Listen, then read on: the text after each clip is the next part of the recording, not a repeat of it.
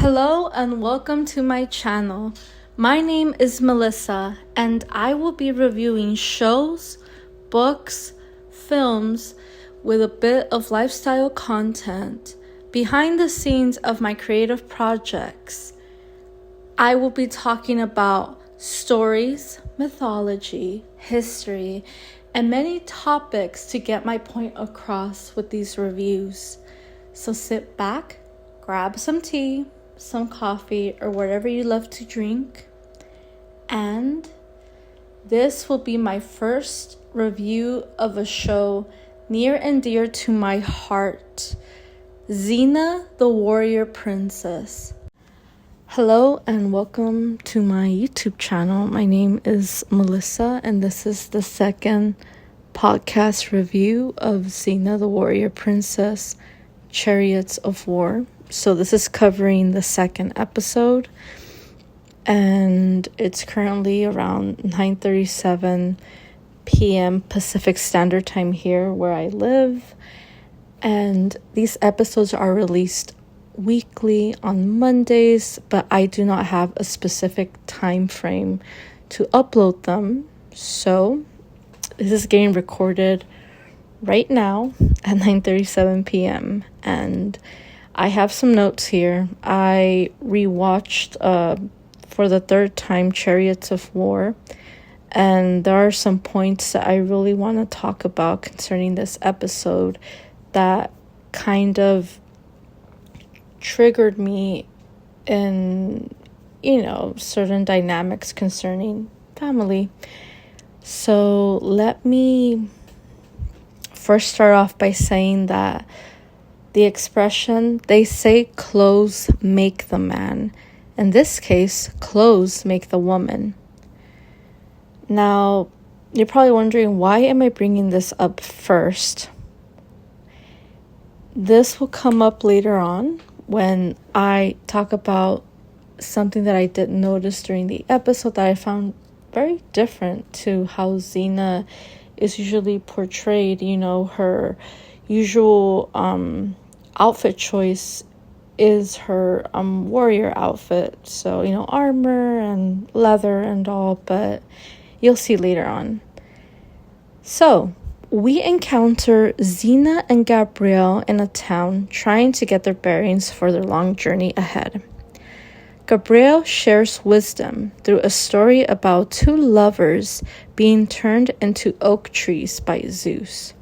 Xena doesn't really care and counters, they say the strongest tree stands alone. Gabrielle thinks differently. Even Xena might have her tree in the forest. And to be honest, Xena doesn't really let down her guard at all, very rarely.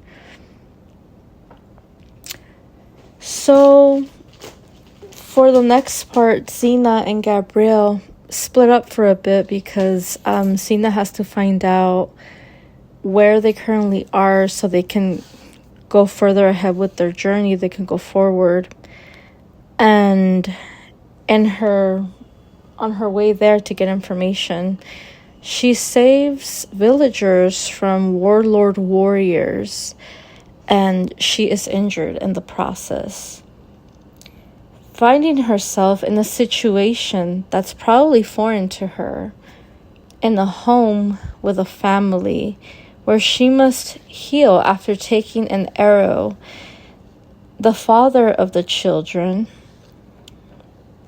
he says to her, "You don't always have to be so strong." How true. How many of us portrayed to be strong in front of others, when in reality, we do want to be taken care of or have someone help us from time to time. Maybe we have no choice but to be strong because no one else has the courage to be strong. And another point I want to bring up is the warlord Cygnus and his son. This warlord had an older son that died in battle a long time ago. And his younger son still lives, and this warlord always compares the two brothers. I can't help but relate to this dynamic because having an overbearing parent is very detrimental and quite dysfunctional, because a child wants to make their parent proud. However, sometimes parents push their dreams onto their children, and they want their kid to fulfill that dream for them because they never did it themselves. Or I'm not sure. Like, I'm saying that a lot of parents can be overbearing in that sense, or they compare their kids to each other, which is not a good thing either, in my opinion. And I feel like I really shouldn't say so much about myself, like, not to be, because I tend to be a very private person, even though I am on social media. But I do understand the son, the warlord's son, because he tends to be someone that is a strong warrior to make his father proud. But in reality, he doesn't want to hurt people.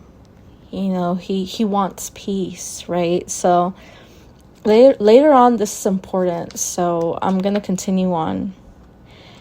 And going back to Xena, how she woke up in that foreign place that I mentioned, to her it might be foreign because, being surrounded by, probably complete strangers, and, it's a family and they seem like very good people, right? So I find it endearing that she found a home with Darius and his 3 kids. Darius is the father of the children. It's a glimpse of happiness that many people take for granted. To be with a loving family and to have a home. Such a huge contrast from her life on the road. Meanwhile, Gabrielle, she's still at the inn where Xena left her. However, that inn has like a bar where there are some very, let's say, colorful characters, okay? And Gabrielle, she has a talent to get out of trouble through her knowledge and persuasive skills. If she were to be in a video game, I would say her persuasive skill will be maxed out. She was waiting at the inn, and she thwarts a stranger from being too forward with her by saying to him, "Oh, that's my boyfriend right there." And sure enough, it's the warlord's son. And she didn't know that, but, she was trying to get out of that situation of this other weirdo from bugging her, right? From being a little bit too forward. And she goes over to the warlord's son, and she whispers to him, she sat on his lap, and she whispers to him, "Pretend you know me." And then she kind of, gave him she gave him like a kiss, and, he obliges. And after that, they talk and they find common ground in not living up to their parents' expectations. He says he regrets on hurting people, and Gabrielle shares that her mother wanted her to marry and have kids. "I'd always be grateful for the way that she raised me, but she couldn't expect me to pay that with my future. It seems her words have an effect on him, that he wants to follow his own path, regardless if his father agrees or not." And the name of the warlord is actually Spheris. It reminds me of the Zephyrus, but that's with a Z. So Zephyrus is one of the gods of the wind, I believe. So, but his name is Spheris, spelled Sphaerus. It seems like a Greek name, but I can't be too sure about that. I should have looked up the etymology of the name. Would have been really interesting to see that. So, we find out later on that Darius, he had a wife. He was married, but she died. And I quote it here, quote unquote, "keeping up appearances around the villagers. Wear the dead wife's dress instead of the warrior garb. And that she did. And there was an eerie wind about, probably, it could have been the spirit of the dead wife saying, hey, why is this strange woman like wearing my dress? I'm just kidding, but could have been. So, the plan to the warlord for the villagers, not a good plan, because as a warlord, he's saying, oh, it will not please Ares, the god of war. So, as you know, the god of war, there are two gods of war, actually, a goddess and a god. So, the goddess Athena, she is a goddess of war. However, she is more logical. She is more about sound strategy, more of a organized type of war. And the god Ares, he is more of chaotic war. So bloodlust, rage, violence, pillaging, that's all Ares. And Cygnus, the warlord, he tends to try to emulate that, like the god of war, from what I understood from his character. And he tells his son that he has an idea to tell the villagers to gather. They're going to have a peace treaty type meeting. And, his son, he's all like, yes, this is great. Yeah, I'm good for peace. And then the dad is all like, no, slaughter them. In cold blood, basically. And Spheris, he's all like, of course he didn't like that, but he didn't say anything to his dad to oppose him right there and then. And they're at the meeting, and Spheris, he starts questioning himself and his morals of pleasing his father or following his heart, or whether it be to follow his own heart or follow the ideals of his father, ideals of the father. So Xena attends the meeting, and let me just say that I dare to say that Xena rocked that dress, even if it's a garment she's not used to wearing. She did look really cool in it. And so they're at this meeting, right? And she attended as well. And Spheris is there, and he's all saying, well, my father agreed to have a peace meeting, and he agreed to this. And then Xena notices that there are like spears coming through the door, and right away she takes action, and she rips up the dress and she starts to fight them hand-to-hand combat. She doesn't have her chakram, she doesn't have her sword, so she's just fighting barehanded. And she gets pummeled too, but she still manages to to get them out of the way, and they run away. And then they want to pursue the villagers and kill them. And then Spheris is all like, no, let them be. He literally did not want to go through with killing them in cold blood. And let's see. So I also want to say that if you hear any background noise, I apologize. We have a new kid in here, and I guess he wants to be part of the whole me recording. I'm not sure what he's doing. But moving on to Xena, she leaves. So Xena decides to leave Darius and his kids to face the warlord Cygnus alone. And it's quite bittersweet because they have taken a liking to her, Darius and the kids. And I thought it was so heartwarming when Xena was telling them the stories of her many battles. And she seems to have like a natural knack on telling stories for kids. And I'm all like, wow, she's really good at this, like being a type of mother figure, even though she's clearly she's not a mom. I think in the beginning of the story, like, I still don't know if she has children later on. I have no idea, but I will find out later on when I keep watching the episodes. So please, no spoilers. Okay, moving along. So Warlord Cygnus finds out about Xena and tells his son that she was the one that killed his brother.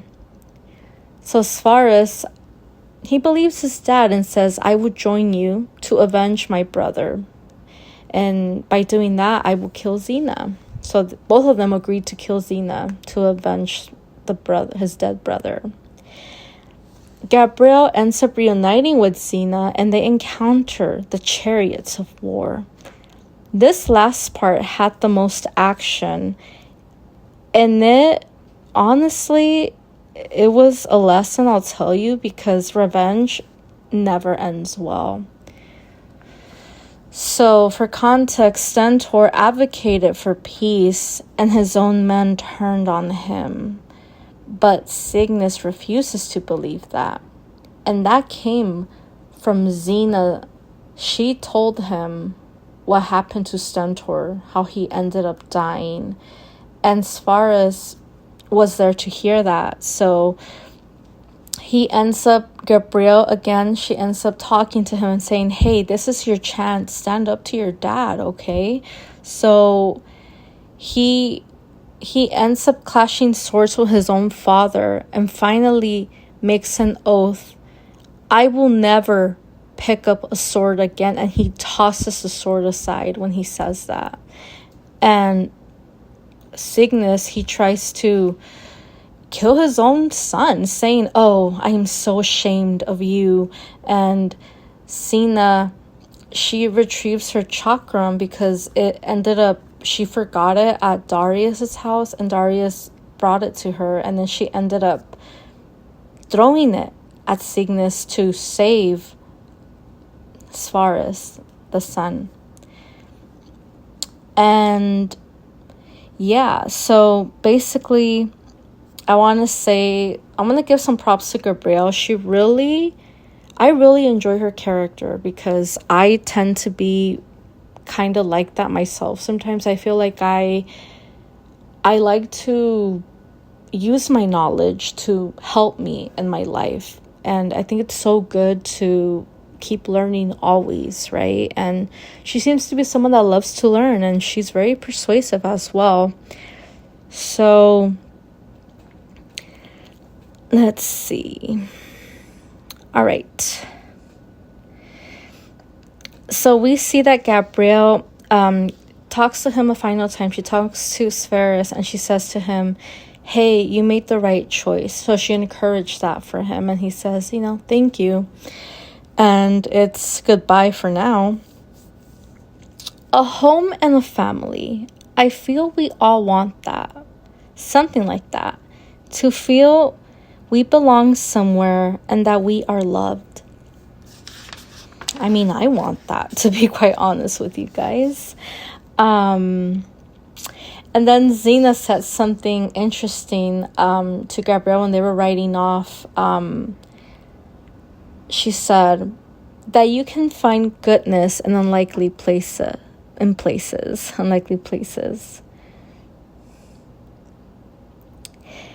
I think the friendship between Xena and Gabrielle felt like it got stronger at the end of this episode. And I kind of feel like my heart swelled with warmth because Xena had a glimpse of what it's like belonging to a family and having a home.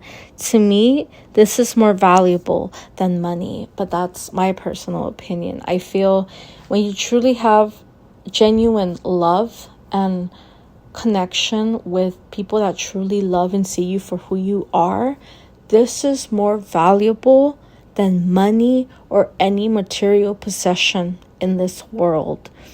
And even though Xena had to resign herself to leaving Darius and his children, she said that she felt like what it's like that having that, that family and happiness, that it's not something that she desired for herself personally until she encountered it, when she encountered them. So meaning that yeah, it's nice, to be surrounded by people that truly love you and see you for who you are. I feel like I keep repeating this, but hey, it's nice. I feel we as humans have to have that human connection, and that's what it's all about. Love.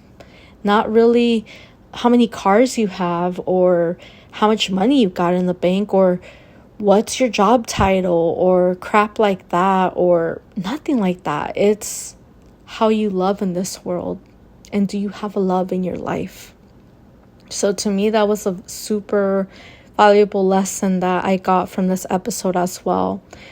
And yeah, I think this is all I want to say, and I hope you enjoyed this. I was trying to expand more on a lot of the themes on here, but I hope next episode I can kind of talk a little bit more about mythology. I did mention the two gods of war, well, the goddess of war Athena and the god of war Ares, how they're both different in their roles. But yeah, I hope you enjoyed this second episode of Xena the Warrior Princess, Chariots of War. I would really appreciate it if you guys could like this video, because it really, lets YouTube know that, hey, this video is good and we want you to learn more type thing. And, just give it a like if you can. Comment down below. I want to know what you guys thought about this episode. Did you enjoy this episode? And did you agree with the things that I said on here, or do you disagree? Let me know as well. I like to learn from other people. That's how it should be. And subscribe too, because I will keep bringing in some really juicy type commentary, and I want to make this as enjoyable, maybe funny, but kind of infuse it with my own personality, and just show you guys that storytelling is so relevant. Even in today's society, we need good stories. We need it. It's part of our human life type thing. Thank you so much for taking the time to listen to my podcast of episode 2, Chariots of War of Xena the Warrior Princess. It was an absolute pleasure to break down this episode. I hope I did it justice, and please like, comment down below, and subscribe, because next week we're going to get into episode 3 of Xena the Warrior Princess. Thank you and take care. Bye for now. Bye.